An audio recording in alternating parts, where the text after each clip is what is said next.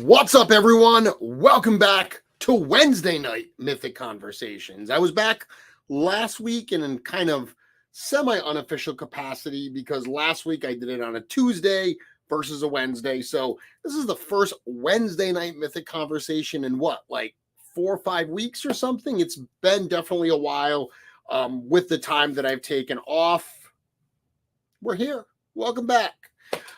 Feeling a little under the weather tonight, so my enthusiasm level is maybe a tad lower than normal, although I am very excited to be back talking with you all.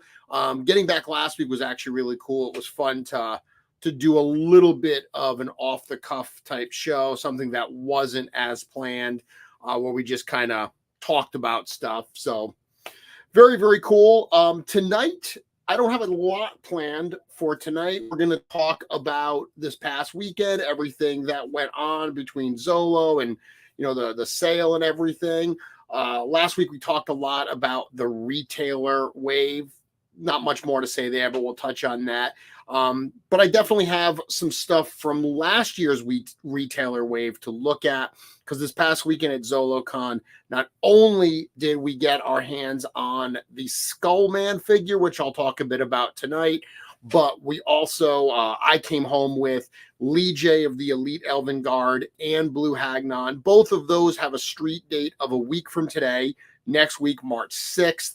That is the street date for those. So I've got some to look at. I've been playing around with them. I took some photos. We will look at those tonight. Of course, it is called Mythic Conversations because it is a conversation. So if you do have questions, please hit me up in the chat. I will do my best to answer those questions. Right out of the gate, I will talk about what's going on with shipping. I did a post the other day about Legion shop shipping, and there was definitely some confusion, and I totally get it. I post obviously officially as Full Horsemen Studios. So in this case, I was posting on behalf of Joe Viteri and Legion shop. Because both of them had sales pretty close to each other, I know there was some confusion there. Legion shop is not Store Horsemen. They are two separate entities. Legion shop is a private entity owned by Joe Viteri and Viteri Productions. I certainly help out with that, but that's Joe's company. Joe ran a big sale earlier in February for a number of figures that he's collected over the years, that he opened up the Legion's vault and made some of those available. Long story short, very overwhelmed by the amount of orders that they received. He had to call in assistance to get that stuff mailed. They did say at the time of the sale that shipping would be done the weekend of the 24th and 25th, which was this past weekend. His team did get together. They got through a bunch of the orders. They couldn't get through all of them. So they are still slogging away at those. A number of people have emailed or even called asking for the status. Honestly, super sorry for the delays on that. That team is working, and all those Legion shop orders are going out. So that is totally separate from Store Horsemen. The Store Horsemen, I'll tell you what's going on there. Then Chris touched on it a little bit today on the afternoon show.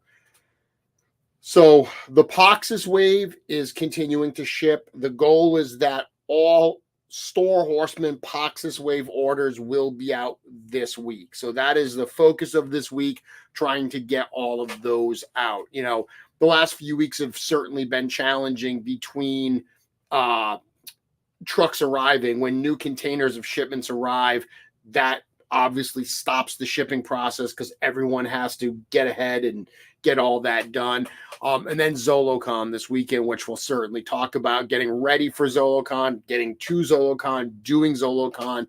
that puts a stop in the shipping process as well. But the team is back in the warehouse. They are once again cranking out those orders. So the goal is that the Poxus wave will be fully shipped this week.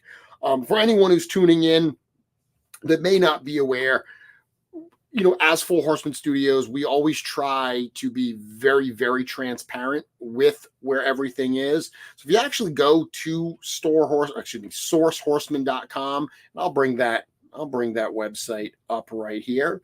If you go to sourcehorseman.com, right on the homepage of the website, there's actually a list of all the current pre-orders that are outstanding and where they are. So if you ever have a question about where something is or what's expected, the latest information we have is always right there.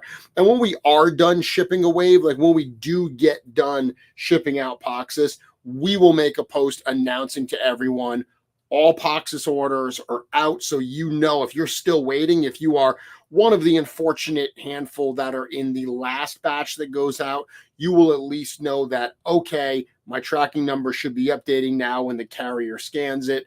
That package is on the way.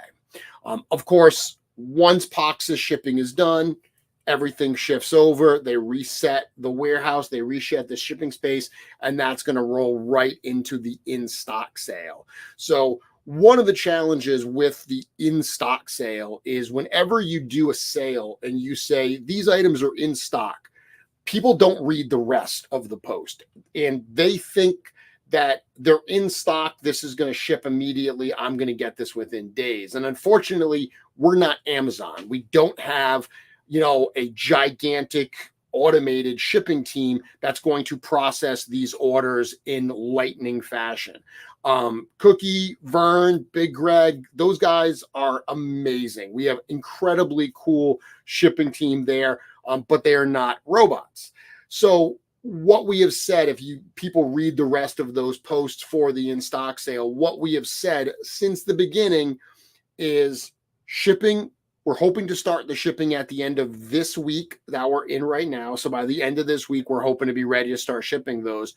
It's going to take as much as 5 weeks to get all these orders out. And our expectation is that we are going to be shipping throughout the month of March. So even if you placed an order in the first seconds of the sale, right up front, we said, please understand, it could take as much as 5 weeks. So sending emails to customer service saying, where is my order? Can you have an update for me? That just gums up the process. We do try to be very transparent and right up front set expectations. Please understand, if you placed an order in the Store Horseman in-stock sale, it's going to take a little while for us to get all of those out. You may be in the first batch that goes out and be literally the day one shipping of those. You may be at the end. Our team is on the case. Guarantee you, if you placed an order, you're going to get that soon. So that's what's going on. As far as the in-stock sale, still a ton of cool stuff available there, including Demistros, which was the PowerCon figure from last year, both of the all three of the Legion's con figures, both of the Walters and the Vorgus, all of the reinforcements. I saw Dorklair, posting something, and he even said it on Legion's Lounge this week, where he said it's an amazing moment in time. If you look at Store Horseman right now, and to see the amount of $26 Legion builders that are literally all over the place. There's so many of them that are on that site. Sorry, fix on it real quick. There's so many of them that are on that store right now.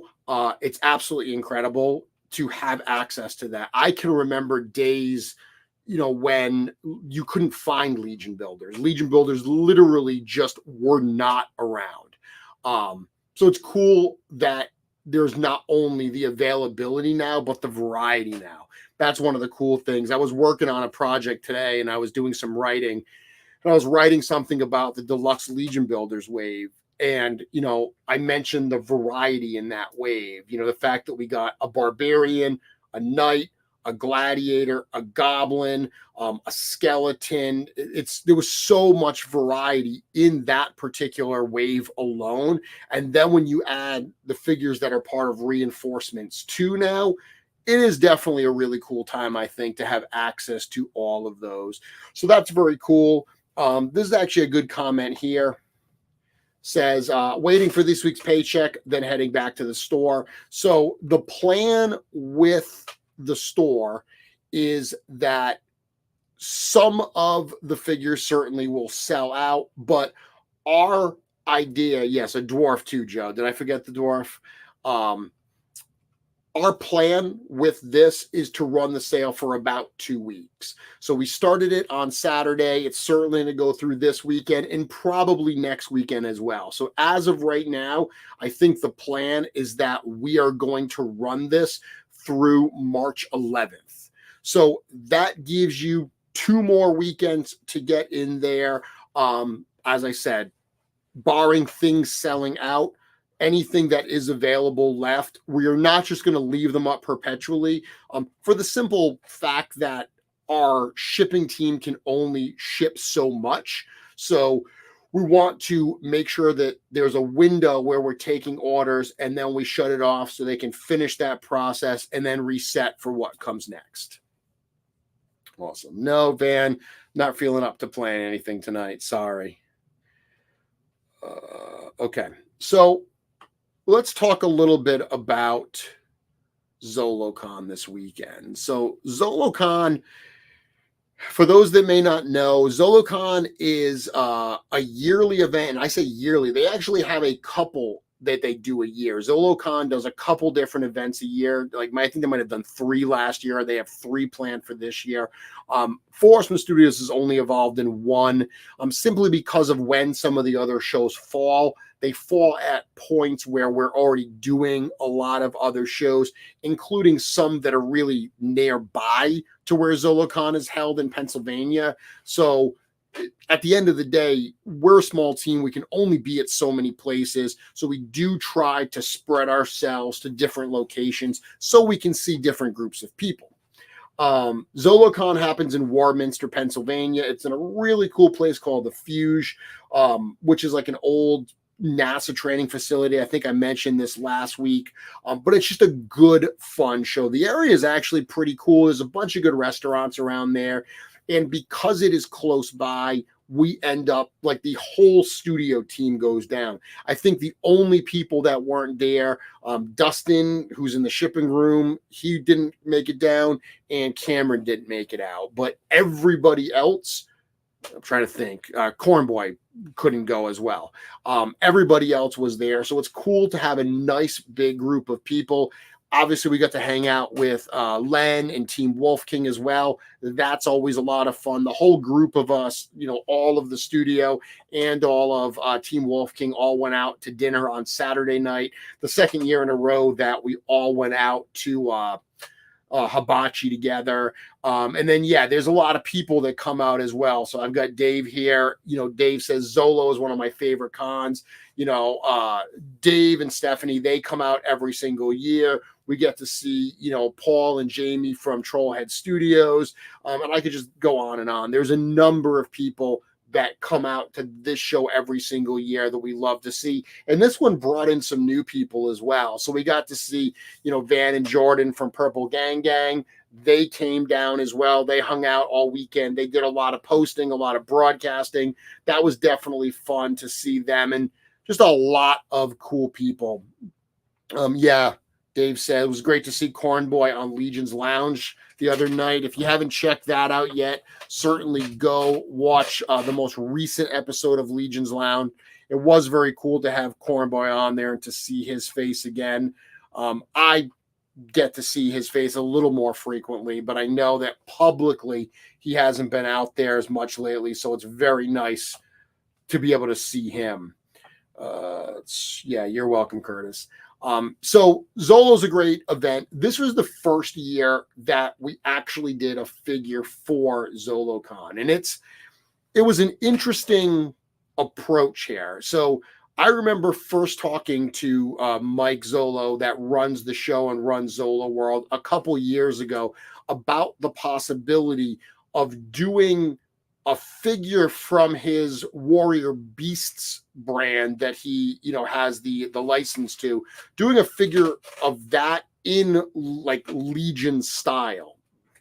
So he's got a number of these figures from like the old Remco Warrior Beast line, and he puts out a whole variety of different figures for those lines. And they're very much like vintage Motu style figures, because that's what like the Remco ones were. But he thought it'd be cool to do a version of the character using Legion's parts. So when we first talked about it that first year, it wasn't a fit for it.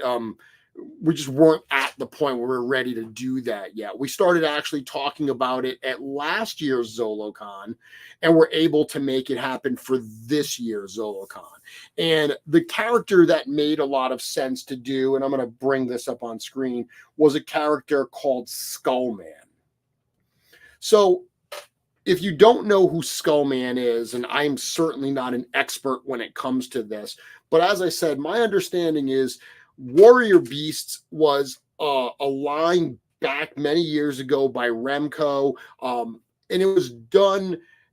People will say it was a Motu knockoff. Knockoff has such a negative connotation to it, so I don't really want to refer to it as a knockoff. It was a line that was made to be, I don't know, adjacent to Masters of the Universe. I know we hear that word adjacent attached to Mythic Legions quite a bit. That's kind of what Remco was here. Because of the success of the Masters of the Universe line, Remco was putting out this product that played really well alongside with Masters. I never had Skullman as a kid, but I know a lot of people have said that, oh yeah, I had that when I was a kid, and I honestly didn't even know it wasn't a Masters of the Universe figure.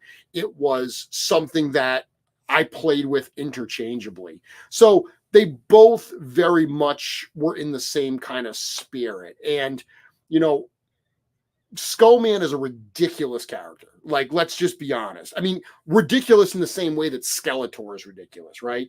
Skeletor, the first action figure I remember buying as a kid was actually a Skeletor.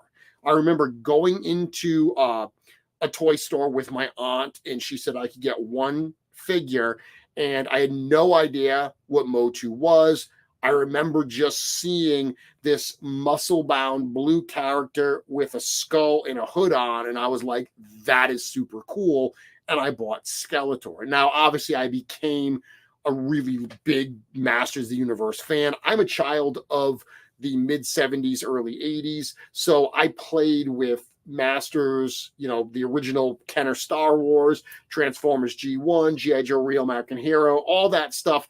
My childhood of playing toys. So I remember very, very fondly remember that stuff. Skullman is in that spirit. He's ridiculous in the sense that he's like a muscle-bound character with a skull head, in this cape, a big red cloak. So as soon as I started talking to Mike about what the possibilities were for this figure, it became obvious that this was going to be a very different type of figure for the Legion's line. So much so that the decision was made not to make this a Legion's figure. And you saw this also with the Demistros figure that we did for PowerCon this year. With Mythic Legions and with Cosmic Legions, we have a very specific story that we are telling.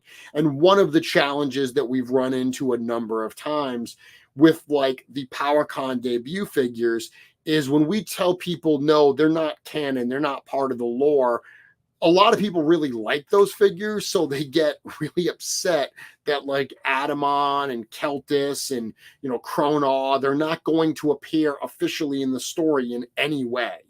And, we've said, look, those are fun characters. Those, those serve a purpose. Those are a tie-in to, PowerCon and, the toys that we loved as kids and so forth, but they're not part of our story. We're not trying to write those homaged characters into our story.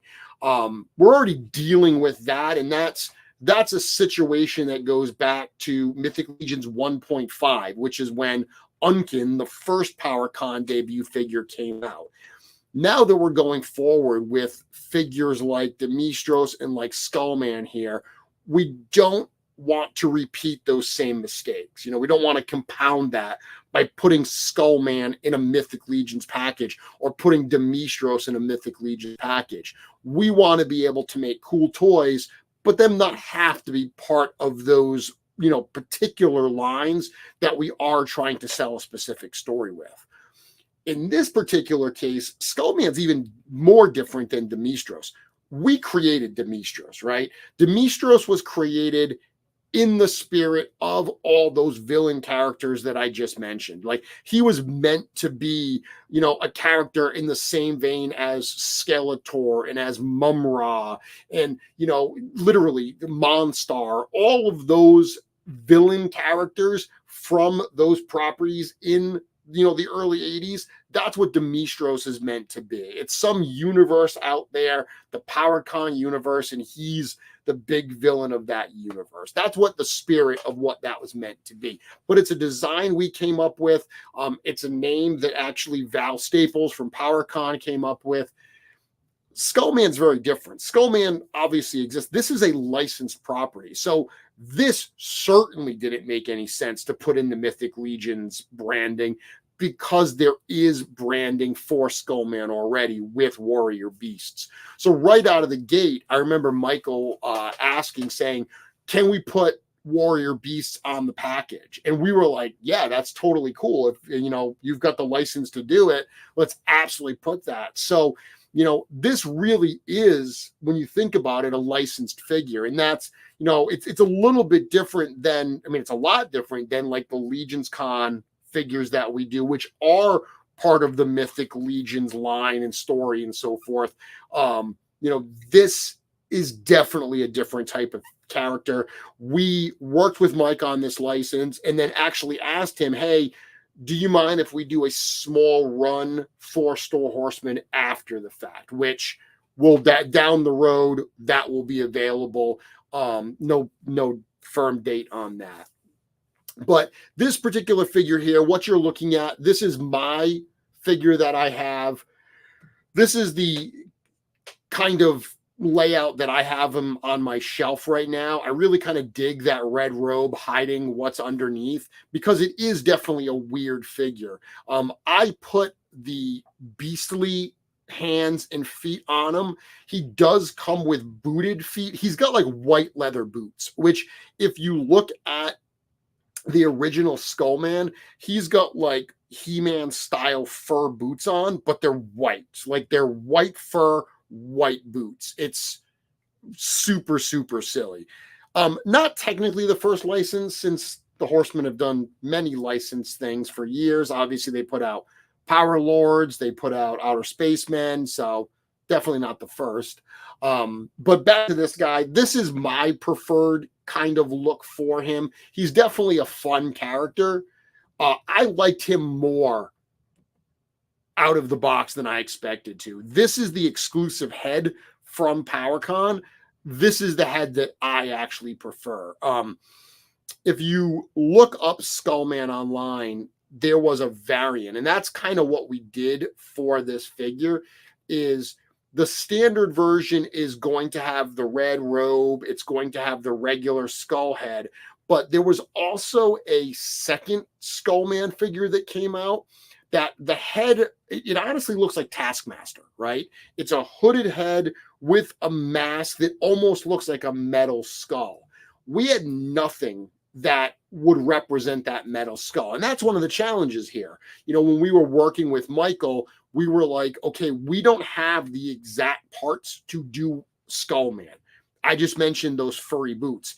We have furry boots now that we introduced in the Rising Suns wave, but we didn't have access to them when we were designing this figure. Same thing. We didn't have like Skullman, the vintage figure, has like the furry underpants on like He-Man does.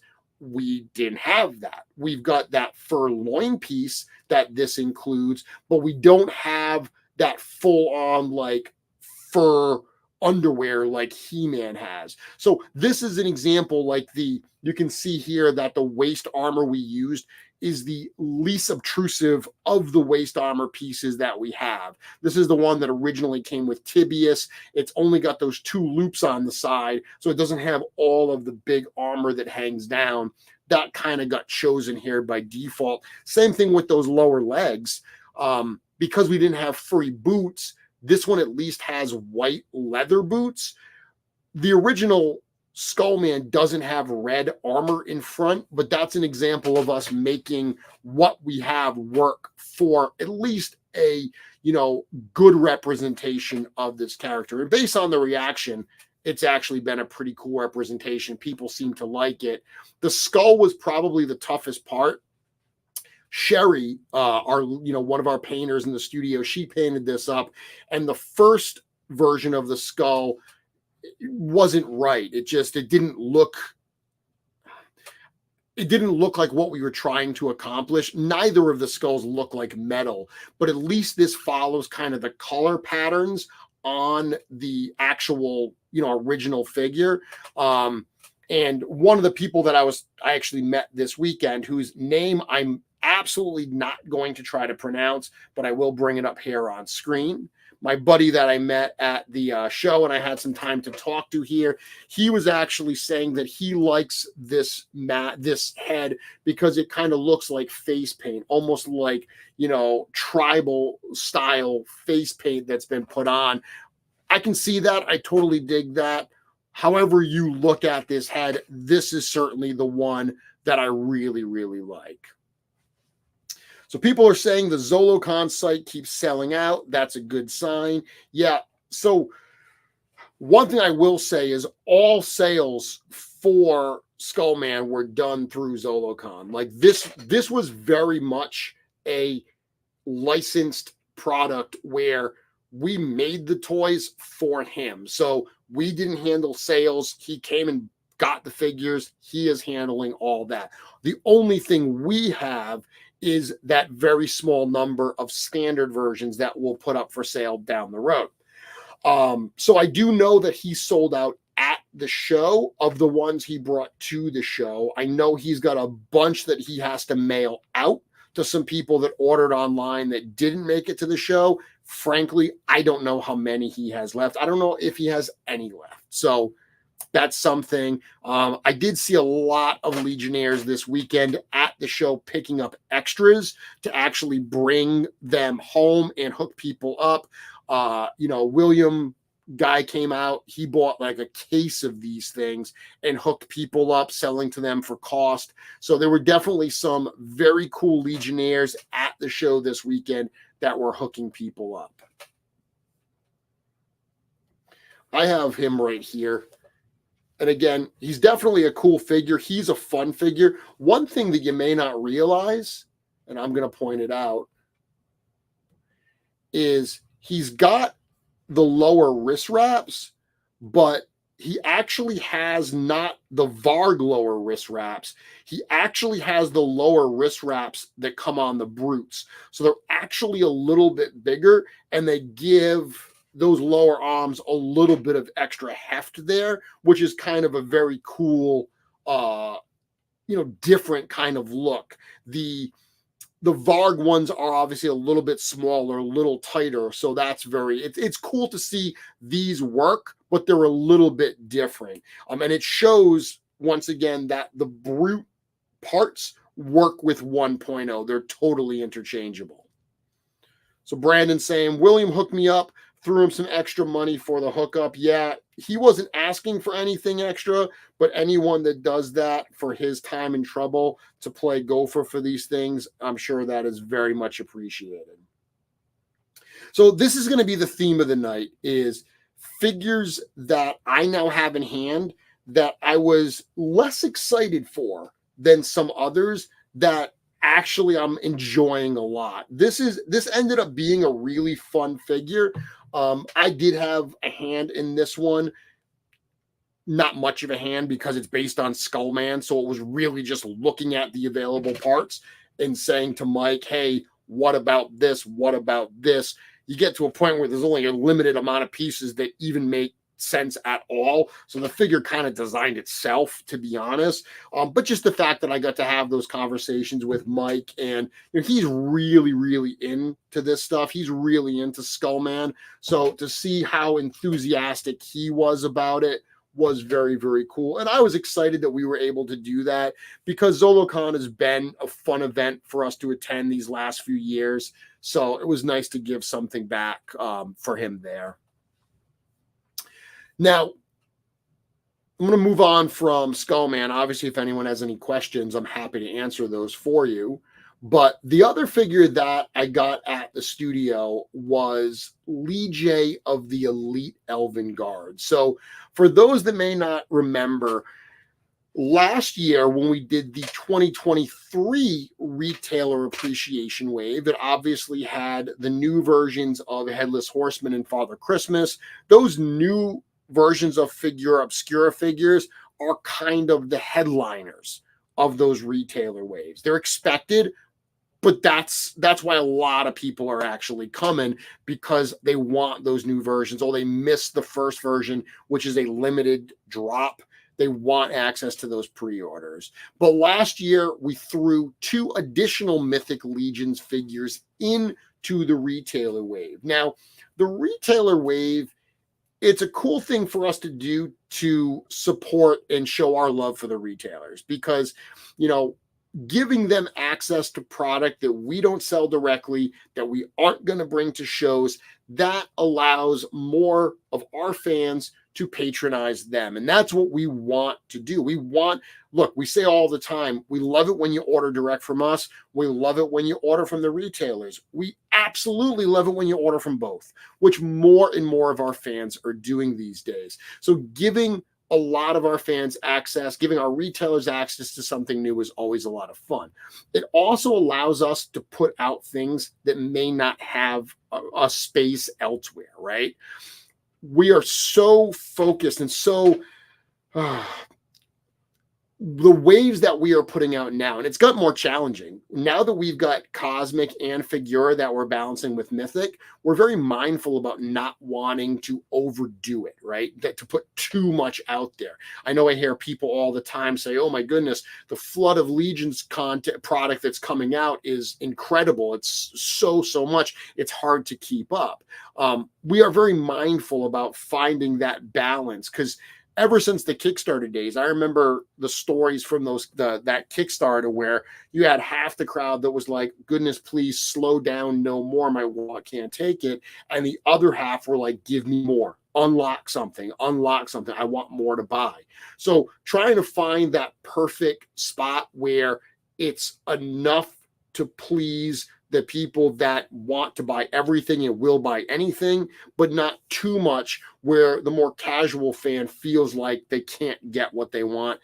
That's what we're always trying to do. So because of that, and because we're telling stories, there are ideas we have, there are characters that we want to do, there are toys we want to do that don't have a spot. They don't have a slot in one of the actual waves that we have.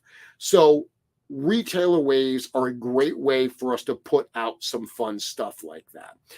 Lijae was a figure that a few years ago, a fan in China worked through one of our retailers because they wanted their likeness on a figure. They wanted to help design a figure, and they paid for the rights to do so. Before everyone starts asking me how much would that cost, I don't think this is something we would do today. I'm going to be frank with you. This project was kicked off at a point when the studio was a little bit different than it is today. This is not something I think would be jumping into now. Back then they did. We had this figure. We were trying to find a place for it. So putting it out in the retailer wave ended up making a lot of sense. Once again, being honest, I wasn't that excited for this figure. I'd seen it bouncing around the studio for quite a few years. I had even, made some suggestions on some parts that we could add to it that I thought would make it even more attractive to the fan base. But at the end of the day, this is definitely one that I wasn't super excited to get. And like happens so often with the Legion's lines, I got it in hand and it totally surpassed my expectations. So here's this is a shot that I took today that I'm pretty excited about. This is Lijae of the Elite Elven Guard. So this is how it comes out of the box. I didn't swap the arms and legs yet. All that I did here is that arrow is different than, it's not a Legion's arrow. Actually, the Lijae doesn't come with an arrow. Lijae comes with the bow and the quiver. This one doesn't have an arrow in the package. This is an arrow it's an old McFarlane Toys arrow from an old Samurai Wars set. So it's really, really long, which allowed me to like cock it back really, really far to get like a super deep pull on this bow. Now, I will tell you that arm, the way I was able to get it so far back, the arm is kind of almost unpegged. As I was pulling it back, the lower arm came out for me pretty easily. It pops in just as easily and it stays in, but it allowed me to pop it out a little bit to get a little bit of extra range of motion to really get that super pull back here. So really, really fun figure. And I have a couple other shots. Let me bring a couple other shots up of this angle. You got to find them. So here's more of a kind of close-up view of it. Love the helmet on this character. The helmet fits really, really well. And again, I think it adds a lot to it. So there's a side view there.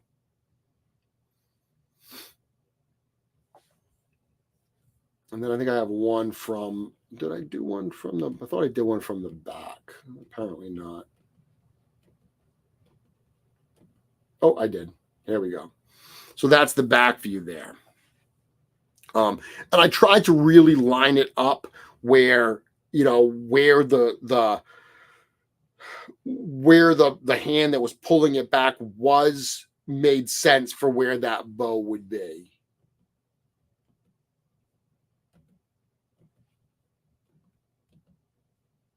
Let me go back to the original shot. So again, that pose right there, I was immediately like, okay, I absolutely love this. Now, for someone that doesn't have that arrow and they're like, yeah, that's cool, but I don't have that arrow. Here's a shot with an actual Legion's arrow. So you can see, I think that still looks awesome. It's not as dramatically pulled back. But even at this, it's still a nice angled shot. It still looks good. It's just because it's a smaller arrow, I can't pull it back as far because the arrow would be just floating in the air. It wouldn't be resting like on his thumb. Yes, March 6th, the question here from the Fallen. March 6th is when this is actually being released. So retailers, this is on the way to retailers now. Some of them already have them. To try to keep it fair, the reason we set street date is because, say that we're in New Jersey, right? So we ship out of New Jersey. Say that we have a retailer in Pennsylvania. They're going to get this stuff the next day. Someone in California, it's going to take them a week to get that same shipment. So what we try to do is make it so street date allows them all to have it around the same time. Alexis, I don't have photos of this side by side with Gold Knight, Attila, and Magnus, but there's actually, I'm sure there's going to be plenty of those online. I just didn't snap any today. Just looking at the comments here to see if there's anything else I have to answer.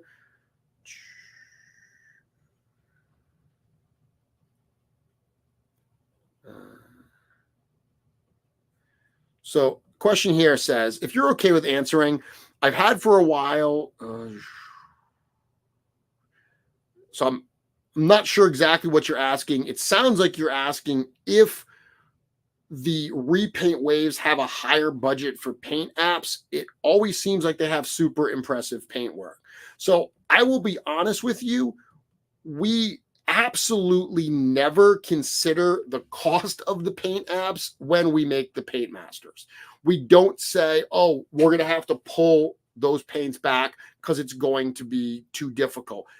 the painters are aware of that. Like the painters know what is going to be problematic and what's not going to be problematic. So they just, as a matter of course, won't paint something that they know is going to cause problems. But the only real difference in paint is a Legion builder, which we're intentionally not putting a lot of paint on because we know we're going to sell it at a lower cost versus a figure that's got full paint. The only real difference between what you would consider a repaint wave and a wave with a lot of new tooling is the actual tooling. So the cost of cutting the steel for all those new parts, that is a substantial expense. Now, it's an expense, it's an investment that the studio makes because, as you know, we will reuse those parts over time. I actually saw people today talking about, it was a thread in the Cabal about which parts should be retired and, which parts, should still be around. And, we are mindful, like there are certain parts that we've kind of moved away from using because they have been used so frequently in the past, but also because we have replacements for them. Because that's important. We, for instance, the spiky armor that you see at the bottom of Lijae here, that's a part, that kind of jagged armor is a part that's been used a number of times in the past, but we don't have a replacement for it. So the only option is for us to use that.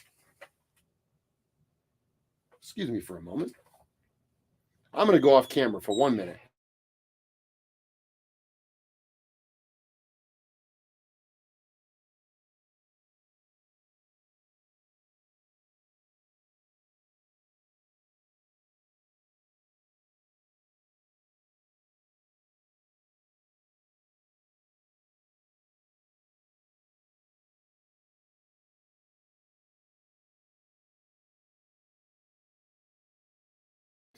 Okay, I'm back. Sorry, everyone. I just had to check on something real quick. That was not a mistake. My wife is actually doing a endurance challenge right now, and she did a very long run tonight, so I wanted to make sure she was okay. Okay, let's see. I am back already, no causing trouble. So what I was saying was, yeah, it's the new tooling that adds a lot of cost to the wave, not really the, we don't consider the paint apps. Really, we try to push the paint apps on everything we do, so. People are talking about stuff in the chat, and I'm not sure what they're talking about, so I'm going to move on. Now, with Lijae, the other thing that's really cool about Lijae is that we kind of got a second figure out of it. And the armored parts and the orc head, those were actually suggestions that I had made. I mentioned that when we were looking at this figure, those were a couple things that I had said, hey, I think that would be helpful. Because when this was originally presented to us, when it was originally designed, it had the black upper arms and upper legs. And when I first saw it, I was like, that makes no sense to me. Like, is he wearing spandex? I don't get it. I still don't totally get it, but it looks really cool. Like, I don't care that I don't get it because it looks good. Like, in hand, I really liked the way it looked. And it's funny because I've seen this thing in the studio for 2 years. Like, it's not like I got it in hand and I had never seen it, but people ask me all the time, knowing what's coming, does it ruin the surprise? And, Joe Vasapola, I was talking to him about it the other day. I was talking to Greg about it. It doesn't ruin the surprise. And even though you see the prototype, Joe plays with the prototypes. He puts, the samples that come in through their paces and stuff. When you are holding a production version that is yours, that you don't have to worry about, okay, if I break this, and you're playing with it not because it's work, but because you love the figure, it is so much fun to play with. So getting this in hand, despite the fact that I've seen it for a while, I was really surprised by how much those spandex parts that I didn't think I'd care for worked really, really well for me. But this was the figure that, you know, the additions that we had. I'm not sure who talked about doing the orc head in those colors, because I suggested an orc head, and I think I said make it a half orc, but I didn't suggest this two-tone color. That was somebody else in the studio, and I think it was kind of born out of the Vorthog orc head on Xenothon. Like that kind of two-tone color on Xenothon worked really, really well. So this head was painted like that. And I love that two-tone head. I love the fact that you can armor him up and it gives you a little bit of a different look. And what's super cool as well is that elf helmet, it actually fits on the orc head as well. So you can have both of these figures side by side with each other. I thought I had a photo of that. I do. You can have both of these figures side by side and have two different looks. This is actually why we,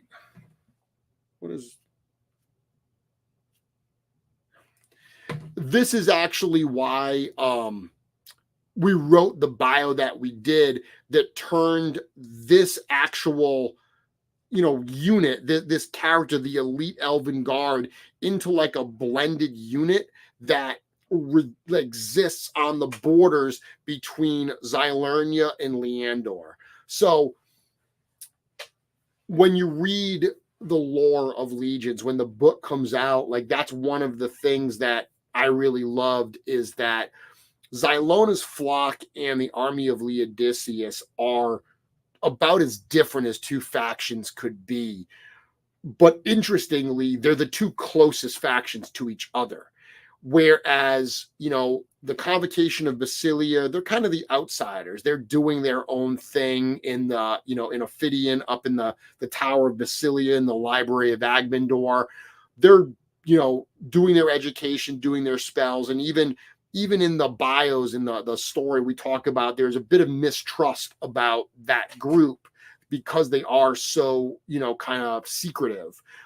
Then you have the Order of Aetheron, who for a number of years were actually disgraced. They were corrupted and led by people who did not have the best interests of the populace at heart. They were very greedy. They've come out of that very dark period, but they are in many ways kind of on their own as well for a number of things. Xylona's flock and the army of Leodicius, they are the two that are the closest together. They are the two that work the closest together. So having this blended unit that includes members of both Xylona's flock and the army of Leodicius to make up this force that guards their borders, that I thought was a pretty cool thing. And it certainly lends itself to not only having these two characters, but someone was mentioning earlier the different gold figures that are available. The Gold Knight Legion Builder, which is up right now at Store Horsemen in the in-stock sale. The Attila figure that was available as part of the 2-pack from the Tactics game. The Magnus figure. All of those gold figures, you can mix and match those parts with different heads to build out this elite guard unit that's on those borders. So I think that's going to be a lot of fun for these figures as well. And it is worth, once again, mentioning, if you haven't ordered these yet, you know, these are the type of things that, number one, you can't wait for a show. We're not going to have these figures at shows. This is only through retailers. They will start shipping them next week. But inventory is what it is. So if they sell out, that's it. Once they're gone, they're gone. So if you've been on the fence waiting for these, don't wait much longer. This is something that you're going to want to pick up because they're not going to last forever. And I'll mention that as well with, you know, what we've got with the retailer wave that's going to be coming up. So the next retailer wave, which is the new versions of Monkey King, Red Death, and Jacob Marley, plus the Undead of Vikingfell Skellington and the Shadow Circle Cosmic Legions figure. Once again, those are exclusives only through the retailers. We don't carry it at Store Horsemen. We will not have it at shows.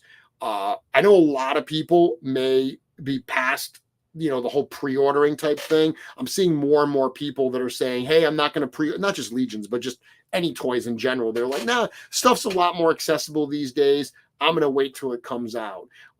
Definitely a strategy, works in a lot of cases.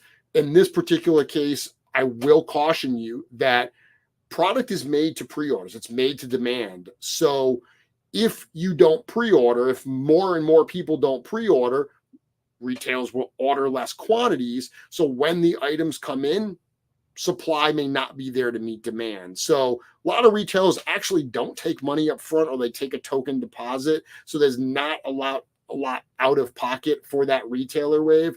What I would encourage you is, if you want any of those pieces, place an order with your favorite retailer so they know what to order.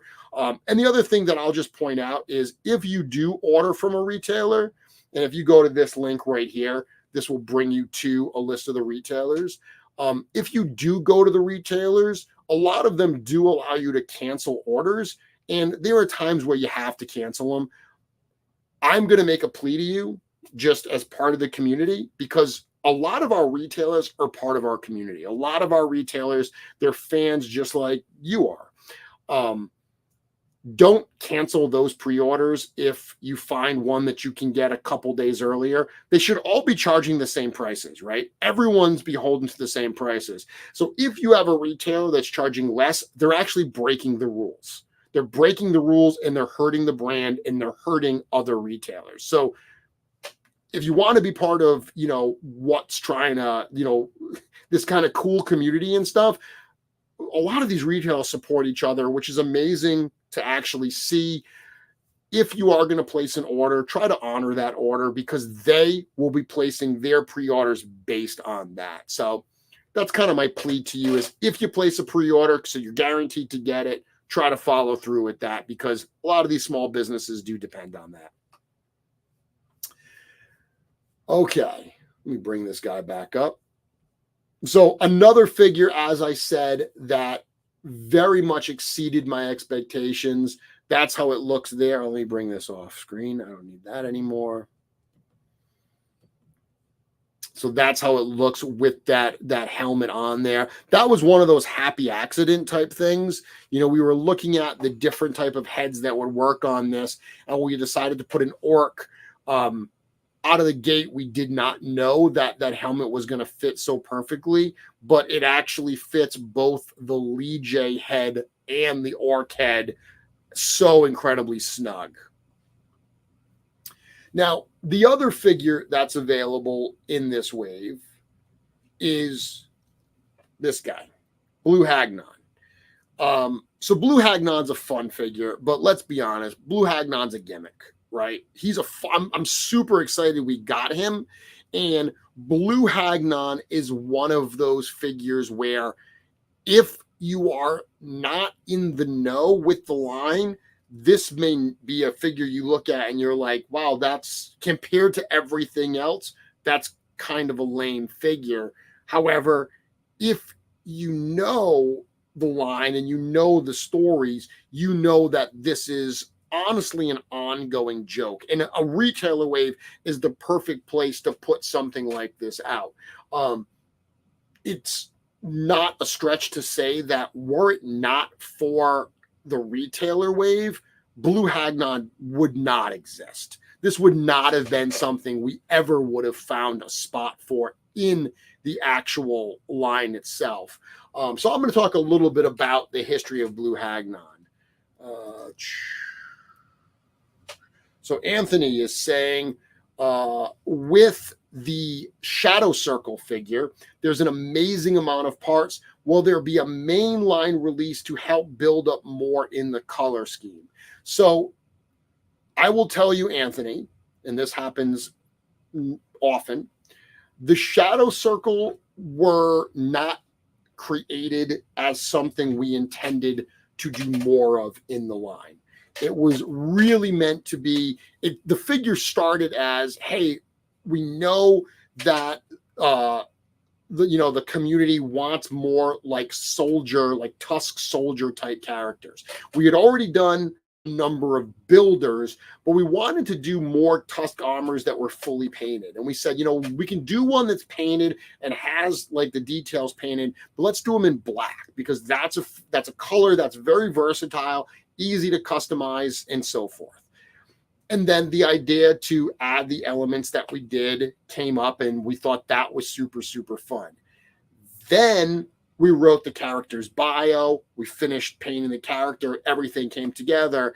And the idea of this figure just being like a fun, character to throw in the retailer wave, we suddenly became attached to it in the Shadow Circle. So now, yes, now we do want to explore the Shadow Circle more and make them part of the story. This is some of the fun stuff that happens. And last Thursday, before traveling to Zolocon, I drove into New Jersey and spent an entire day literally off-site with Eric, where those people who love lore will be happy to know that we spent a good 9 hours just talking about lore.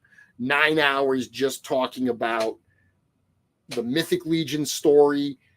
Book 1 is written. It's being edited now. We're getting that, ready. Talking about book 2, talking about, okay, where does the story go now? And, we had some general ideas, but we had to fill in some gaps. And then what happens beyond that? I know a number of people had thought, oh, once they do the 4 Horsemen characters, the Dark 4, they're going to be done. And I've said many times, not even close. We have so many, so much more that we want to tell, so many other ideas. And last week was a big part of starting to formulate those ideas. Same thing with Cosmic Legion. So we have this story, but one of the great things is there's enough flexibility that a cool toy like the Shadow Circle, I'll give you another example. Callian Shun in the Outpost Zaxius wave was never meant to be an actual character that did anything. That was just meant to be a character that was, hey, we're putting together some cool parts to make a cool toy. And then we liked her character so much, and we started writing some backstory, and suddenly now we're like, okay, how is Callian Shun going to play a role? What is she going to do? So it's cool to have the flexibility that a cool toy and a cool bio can be like, okay, we want to explore more of that. So that was my super long-winded way of saying, yes, you will see more Shadow Circle. So I don't know, I did have some comments here, so I want to go back and see if there was something. Let's see. That blue in your hand looks so much better than the pictures.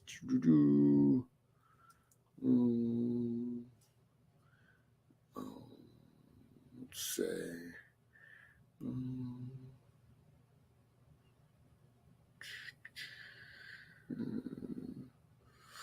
Curtis saying the extra arms and legs on Fisher Rice and the Shadow Circle make him the best customizing figure of all time. That was a big part of what we were trying to accomplish there, Curtis, for sure.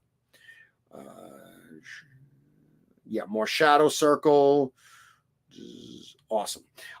So as I was saying, Blue Hagnon, back when the Hagnon was first being developed, the factory sent over a number of samples. Is there a plan for a cosmic book? Should I say this? Yeah, what now? We're working right now on plans for a cosmic comic book. So that's something that we are playing around with. I don't know when it will happen, but that's something we are talking about at this point. The factory sent a bunch of samples, and there's the epic story on the website of Hafnon where the request was made, can you have half of it glow blue, half of it glow green? And they actually sent a figure that is half blue and half green, which is amazing. It's in the studio.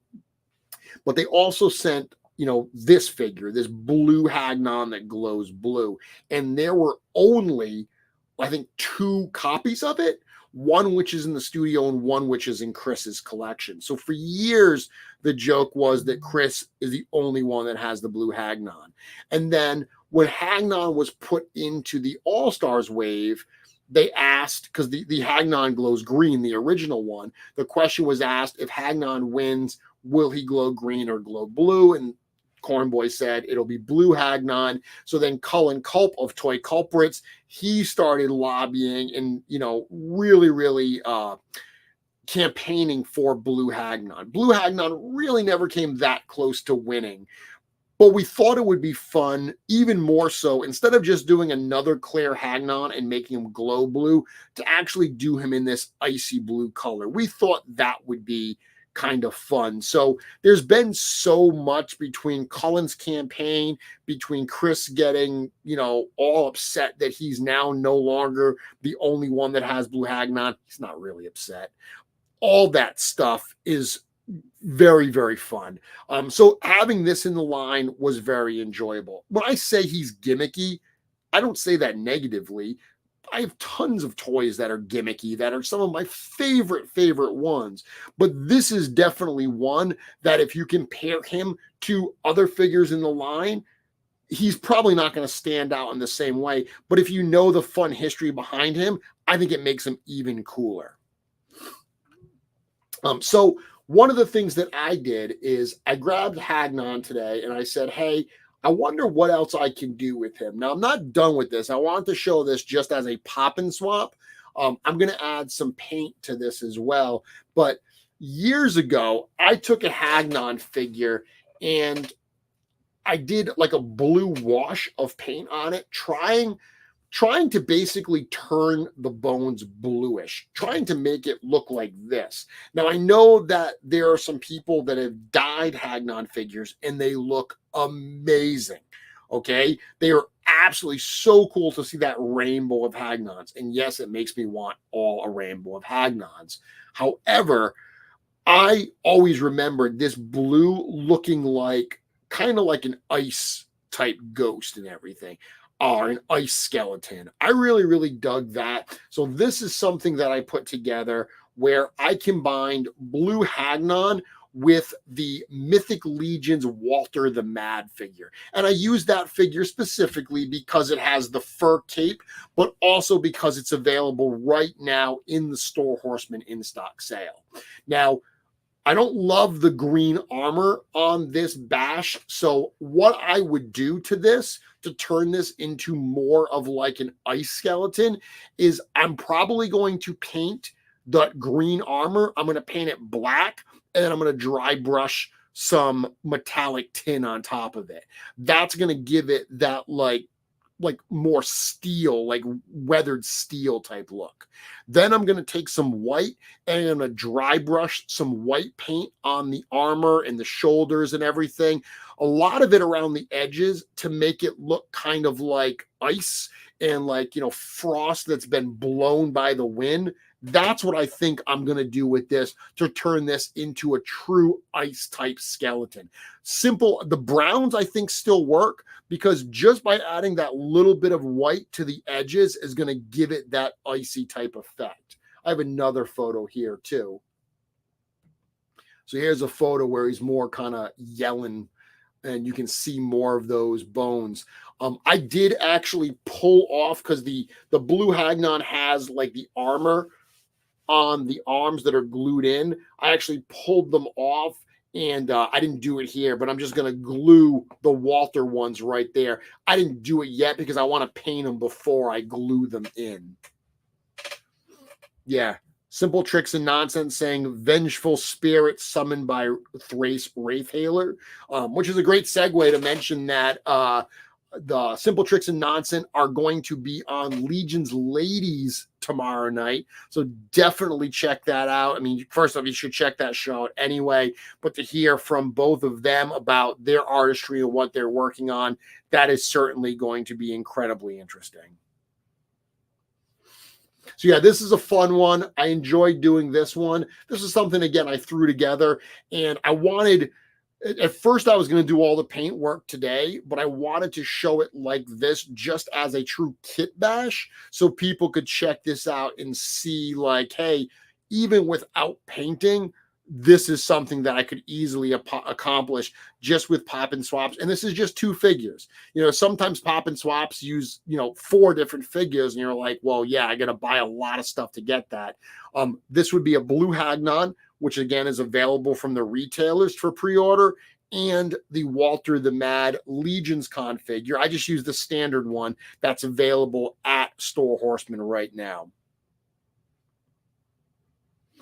So just a nerdy dad saying, for the newcomers looking to learn about customizing side of the line, where would they start? Pop and swap tutorials, etc. Yeah, so pop and swaps are super easy. I have a bunch of tutorials on my channel about how to get started with customizing, and I talk exactly about this.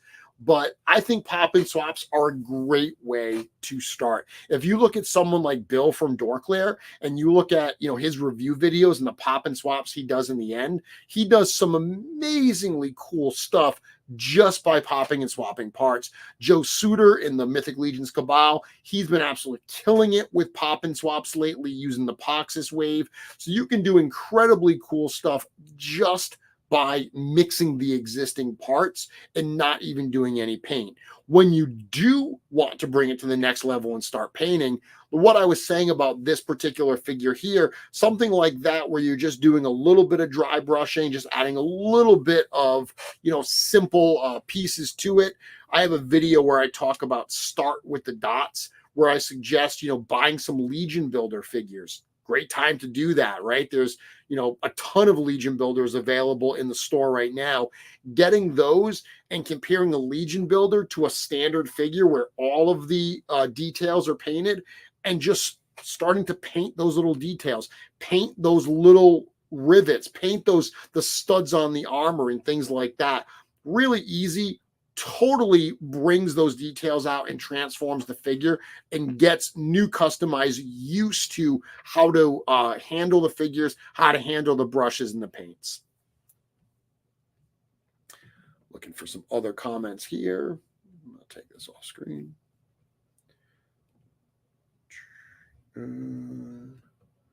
How many figures in each cosmic wave? It varies. The first one was actually the largest. First one I think had 11. And then since then, they've actually been much smaller waves. So the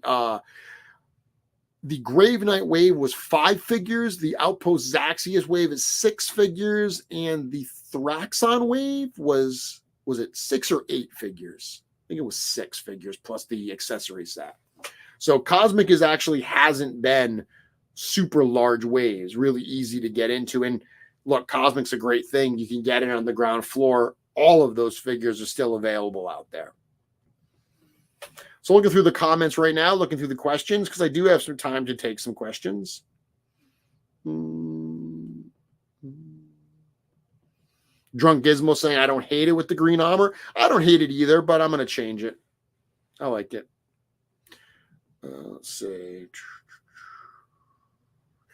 Out of the figures in the in-stock sale, which ones do I think are the most useful for customizing? That is an absolutely wonderful question. And I would suggest that I bring up the actual store to talk about that. So obviously, any of the larger figures, I'm going to put aside for right now. I mean, the trolls, the horse, the ogres, all great figures. But if you're looking just from a customizing standpoint, you're going to have limited ability to customize with those because they are bigger and they don't work with as many pieces. Legion builders are going to give you a ton of bang for your buck because if you're customizing, look here. So a deluxe Dark Templar is going to run you $26. Demistros is going to run you $37. Okay. They're both great figures. And Demistros might be an unfair one because he's got those soft goods as well, which adds a ton of value. But what you're getting the same kinds of body parts. That's one of the great things with Legion builders is it's not like it's inferior parts. It's just fewer paint applications. So you're still getting those parts. And if you're going to paint them anyway, it actually works really well. It depends what type of character you're going for. Like, if you get the deluxe skeleton, it's got skeletal limbs. So there's not a lot of things other than skeletons or undead or really skinny people that you can do with the skeletons. So that's going to limit you a little bit. The deluxe dwarf, the deluxe goblin, those are the smaller stature figures. So they're great for not only dwarves, but a lot of like the critter customs that I love to do, use those stout figures. So those are always good for that. I would say that from an actual customizing standpoint, the Walter the Mad figure that I just showed, for $37, that thing is stacked. Now, it does have skeletal limbs. So if you don't want to make a skeleton, grabbing another figure that's armored and swapping out the skeleton parts, I really do like the chest plate and the skirt and everything that figure comes with. Plus, it comes with the fur cape and just a ton of weapons. Besides that, any of the Legion builders I think work really, really well. The Templar Relic Guard and the Dark Templar are very, very similar figures.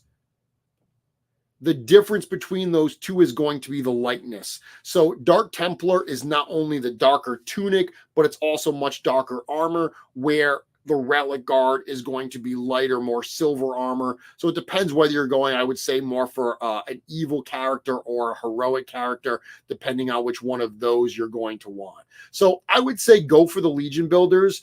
The Vampire Phalanx, that's a good one as well. I love the fact that the body's all black on that. So it works as a really good base color to paint on top of. It is glossy. I've heard some people don't like that. I've painted on. I used to use the Black Knight Legion builder all the time. And that was it was actually the exact same colors. The two of them totally match. One thing I will point out, by the way, is if you've got the Retailer Wave Father Christmas, the green robe one, that comes with 2 bonus helmets in it. The black helmet is a perfect match for the Vampire Phalanx. So the Vampire Phalanx comes with 2 heads already. It comes with the open face vampire head, and it comes with basically the Gorgo helmet. If you have that Father Christmas, it's got a 3rd head that fits on this. It's painted 100% to match this. Similarly, if you've got that figure, the Gold Knight also comes with 2 heads. It comes with what I call the jousting helmet and the bucket helmet. There's a 3rd helmet that's in that set that works well there. I have seen some people talking about the Templar Relic Guard. So in the lore, in the story, I mentioned that there are 12 Templar Relic Guards, that they guard a secret in the Temple of Aetheron. Only those 12 know what it is. They're sworn to secrecy. And I've heard some people joking around that, I've got to follow the canon. I've got to get 12 different Templar Relic Guards. One cool thing about this is this one also comes with 2 heads, and the extra helmets that were in the first Father Christmas, the Red Robes one, fit this figure absolutely perfectly. I will tell you, the Templar Relic Guards, that unit of 12 has something very cool, very important and very cool, that a role they're going to play in the Mythic Legion story.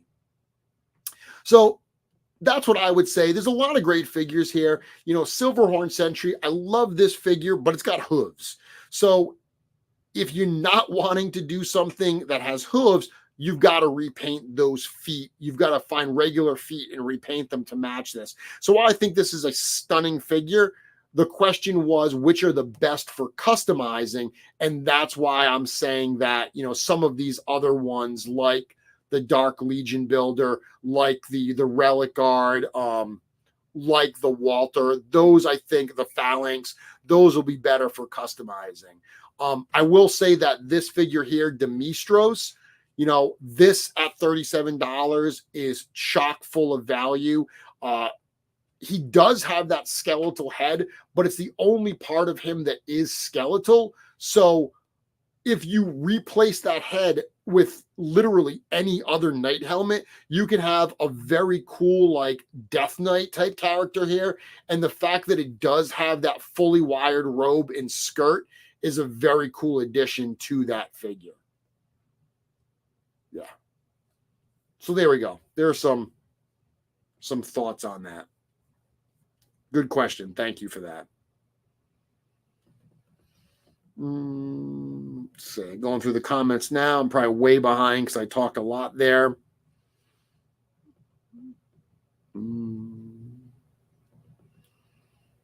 Is the next cosmic wave going to be huge and amazing? It's not going to be huge, but I do think it's going to be pretty amazing. Does Blue Hagnon match the translucent parts on the Necro Wave Undead Builder? It does not. It's not exact.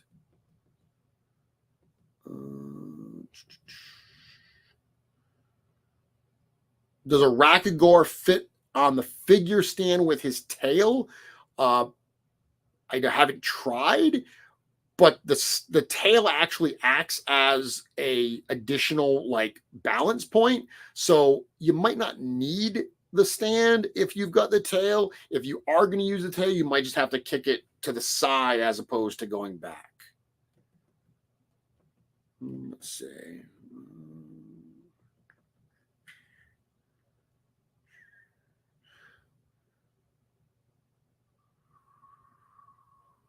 So I've watched a lot of newcomers saying don't look back, which is good advice.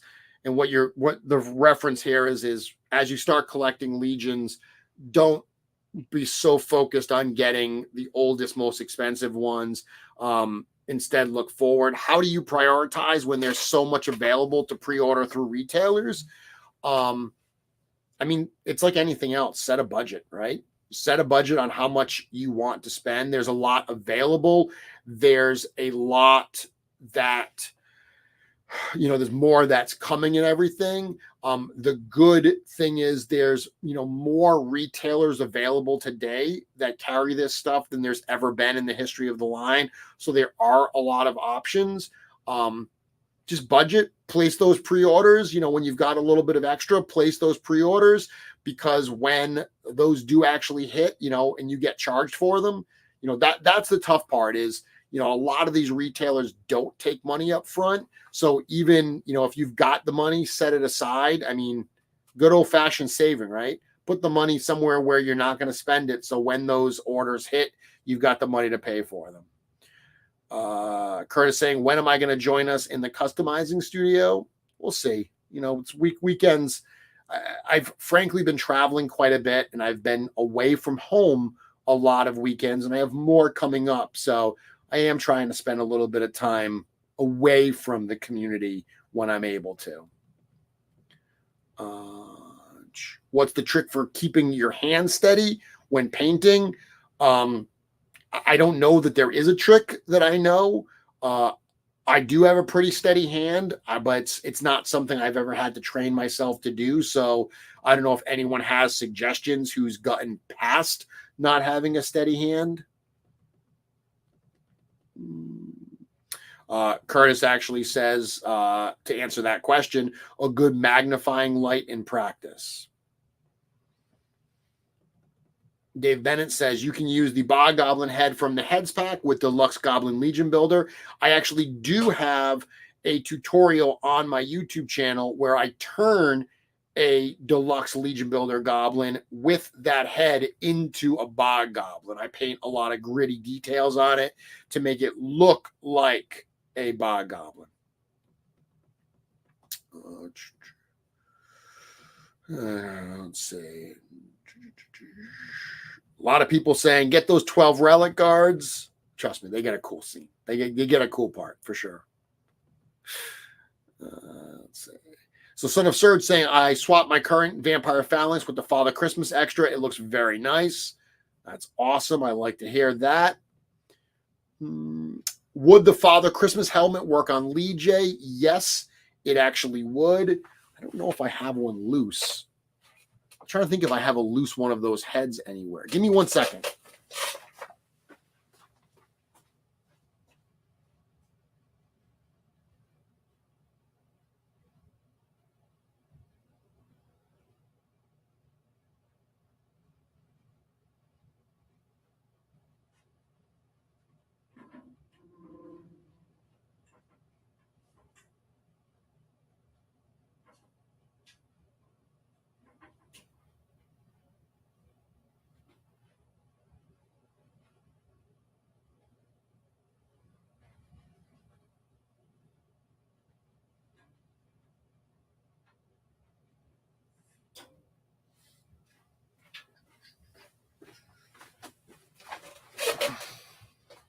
So I did find it, and I have a Lijae right here. I knew I had one loose somewhere.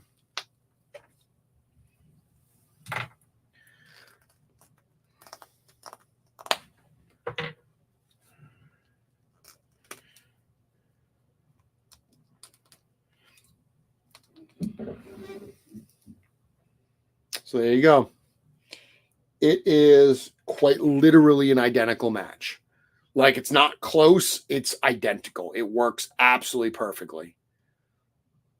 And knowing that that was painted to match Gold Knight is going to match this as well. So there you go. You can absolutely use that head there to have yet another member of that force. Good question. Bastion, how many figures in Cosmic Waves total? Just go to sourcehorseman.com, click on Cosmic Legions, Cosmic Checklist, and you'll be able to see it. Everything is listed there. Let's see. That is my job, Kevin.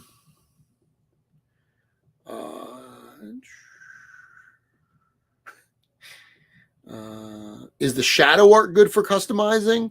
Yeah. I mean, it's got dark limbs, so if you want the dark limbs, that works really well. What's my favorite builder currently? I mean, I really actually like the Vampire Phalanx. I think that's a really cool one. Of the ones that are available, the one I've used the most by far is that are available now is the Dark Templar. I've customized a lot of those Dark Templars. But again, what I would suggest is get a variety. You know, saying like which one's the best to get, I wouldn't stock up on any one of them at the expense of buying others, right? So if I had enough to buy, say, 6 Legion builders, I would buy 6 different Legion builders. I wouldn't buy 6 of just one, even though I think the Dark Templar is the most versatile. It's the one I've used the most. I would certainly get some of the others, because if I decide I need to do a custom, or I want to do a custom that's a dwarf or a short, stocky character, it doesn't matter how many Dark Templars I have and how versatile they are. That's not what I need. So having a variety of different ones is super helpful.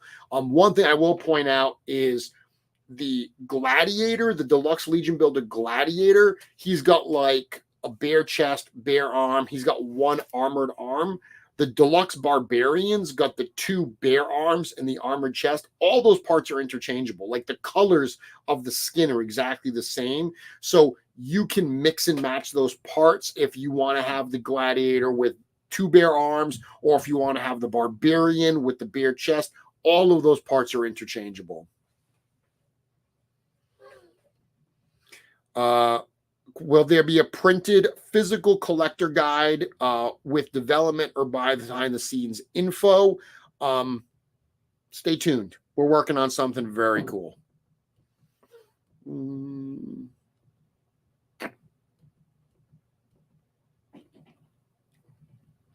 know, Greg saying best advice I can give to new people into Mythics is be patient. Don't let the FOMO get you. Yeah, I mean, concentrate on things that are available now. Like this moment in time, being able to pick up the stuff, a lot of the stuff that's available in the in-stock sale right now, they're not available through retailers. Reinforcements 2 is not available through retailers, nor will it be. Any retailer that carries it bought it at Store Horseman prices from Store Horseman. So we're selling it for 26. They're going to go buy it for 26. Now is the time to get these figures at the cheapest price possible. Just like I was saying earlier, if you want any of those retailer wave figures, you need to go to the retailers because they're the only ones that carry it. If you want Demistros, if you want Walter the Mad, if you want Vorgus 2, getting those from Store Horsemen is going to be the cheapest price. But they're not going to be up forever. There's going to be a point, I mentioned it earlier, March 11th, Monday, March 11th, all that stuff comes down. Even if they're not sold out yet, it comes down, it goes into the warehouse for future shows and stuff like that. So this is absolutely a time where you have access to a ton of that stuff. Beyond that, the Poxus wave is hitting now. If you haven't pre-ordered any Poxus wave stuff, find a retailer. We don't sell it direct through the store at this point. You know, we did the pre-order. We're not doing an in-stock sale at Store Horsemen on the Poxus wave. So if you want some of those, saying, I'm just going to wait for them to put it at Store Horsemen, you're going to be waiting quite some time, if not forever. There's no plans to do it. Go to the retailers, pick up those Poxus figures. So saying, correct me if I'm wrong, I've heard it's good to start with a base that you don't have to do a lot of painting to do. So I am inherently lazy, and people that know me may think that sounds funny, but maybe I'm not lazy. I like to work smart. All right. I only have so much time to do this stuff. If I need a part to be black, the first thing I'm going to do is look if that part exists in black. Okay, I don't want to paint. If I need black limbs, I don't want to get flesh color limbs and paint them black because black limbs actually exist. I'm going to find the figure that has those and use that part. Whenever possible, using parts that are already the color that I want or very close to the color that I want is absolutely going to make it a lot easier. I would rather do something that's more of a kit bash or a pop and swap with a little bit of paint added rather than repainting the thing head to toe. Sometimes you have to repaint it head to toe. You don't have a choice, but I would rather avoid unnecessary work like that. Okay.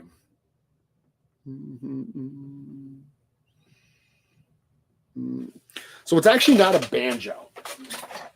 It might also not be in tune. It's a banjolele, so I can't play banjo. I can play ukulele. So I can play this, and the banjolele was cool because it allows me to play ukulele chords that sound like a banjo. So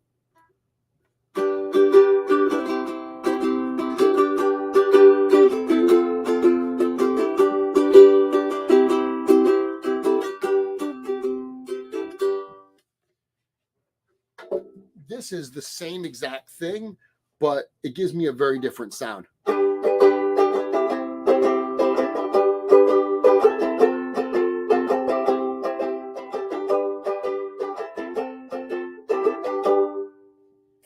So it's got this. It's got like an actual banjo skin, so it's a lot of fun.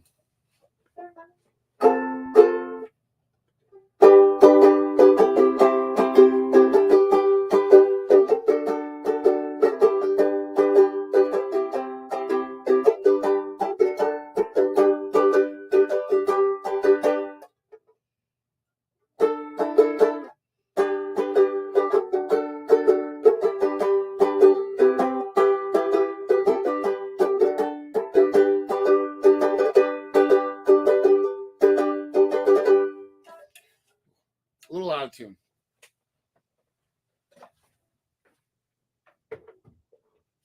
So there you go, Van. Did not plan to do that, but got a little bit of playing. Okay, let's see.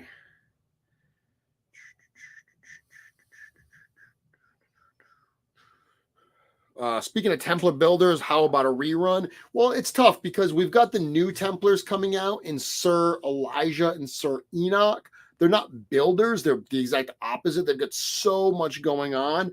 So Templars are going to be an interesting one because to go back to the builder style that doesn't have the soft goods and everything, I don't know what the plan's going to be for that. Obviously, having Templar builders has been a very successful thing for. So it's something we're going to have to figure out in the future if it makes sense to do that.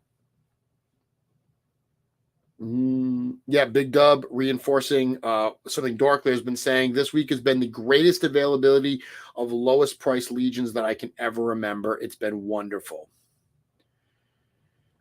Was the Unknown one a surprise drop?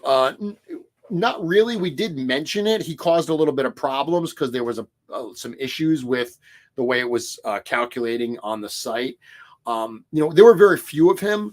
There were a couple figures that were very few. Like I know some people were upset they missed out on the Stone Troll. There were 30 Stone Trolls. It was just literally a couple. The Stone Troll, that Stone Troll tool figure was from All-Stars 3.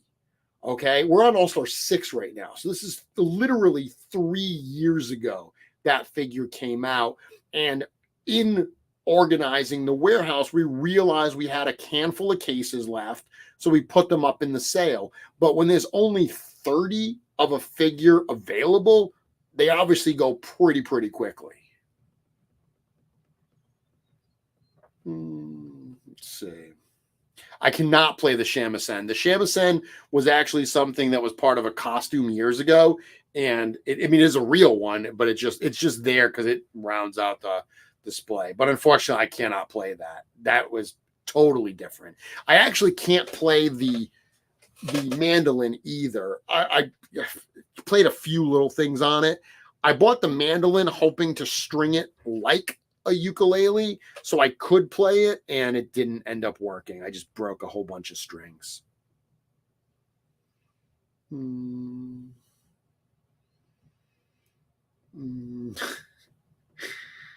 Let's see. No, I want a Legionnaire with a banjo. So if you actually saw the photo that I posted, was it yesterday?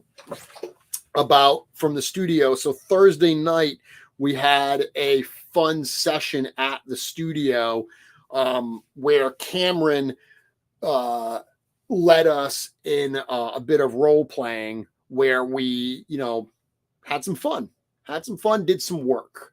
And I actually played a bard. So I guess appropriately, since I have these here, I did play an actual bard, a half-elf bard, which was a lot of fun.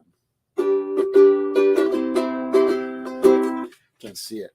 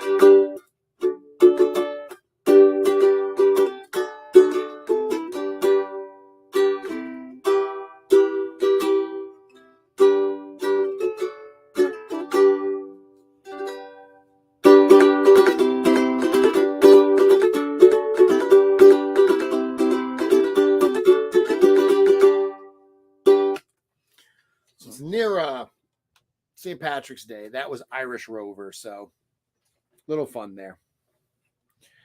Okay, admiring the Muppets collection. Yep, so that's over there. That's all my Palisades Muppet stuff. That's a whole case full of it. Ironically, a lot of which were sculpted by Bill Mancuso at Four Horsemen Studios.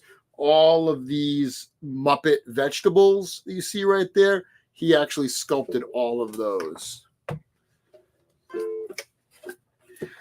What else? So it's 9:04 now. And yes, I used to be able to play, speaking of Muppets, I used to be able to play Rainbow Connection. I haven't played it in years, so I don't remember it.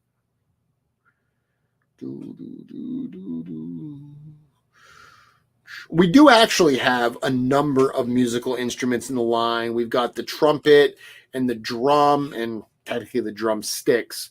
that came with Father Christmas, but we'll have to see. I mean, a stringed instrument like a lute or something would be very, very cool. And there's a lot of third-party companies that do it. Wolf King has a whole bunch of them. Greg, stop, behave. Yes, Peanuts too. I have a whole bunch of Peanuts figures there. This is actually interesting. Oh yeah, the Toy Forge has a Fiddle of Evil. This room here is actually a lot of my, like, I don't know how to say it, more cartoony stuff. All my Nightmare Before Christmas, Peanuts, Nightmare, Island of Misfit Toys, Harry Potter, Muppets, James the Giant Peach, all of that stuff's in here. Where the Wild Things are. And then this is all Glyos and a bunch of different stuff. Actually, you can't see it, but the shelf back here, it's actually a lot of products from companies who I know. So obviously all the Glyos guys, they're super fun. I love hanging out with them. A bunch of NECA turtle stuff. So I've, been fortunate to meet a number of people from NECA and talk to them. That's cool.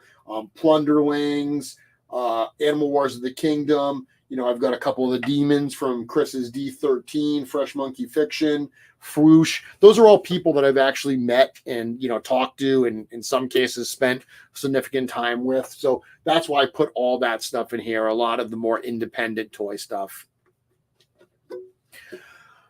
So with that, you know what? I think it's time to call it a night. I will be back next week. That's the plan. I'll be back on Wednesday. I'm actually feeling better than when I started. So thank you all very much for hanging out with me this evening. I've had a great time. It's not a flute that Scapular comes with. It's actually a blowgun. But you can say it's a flute. That works too. Yep, thank you very much. Purple Gang, Wholesome Warlock saying, remember to click the like button, or you can click the not like button. Every single video, I get a couple not likes. You know what? That's cool too. YouTube sees it as engagement. So if you want to click the not like, rock on. You can do that as well. But for those that do like it, I appreciate you clicking that like button. I appreciate you following this page to help kind of boost it up a little bit. I don't get this for the views. I don't monetize this channel, but maybe it gets it in front of some more people that might actually enjoy the show like you enjoy the show. So with that, I will leave you with a reminder.